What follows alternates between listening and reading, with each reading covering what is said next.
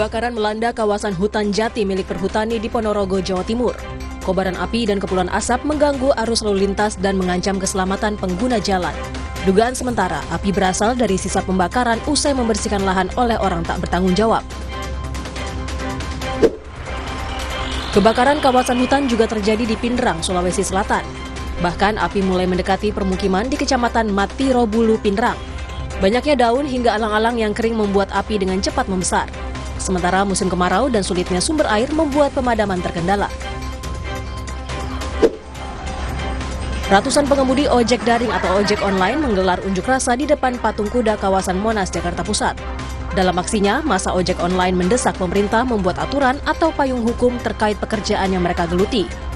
Masa menilai aturan yang ada saat ini tidak memihak dan cenderung menyengsarakan para pengemudi ojek online.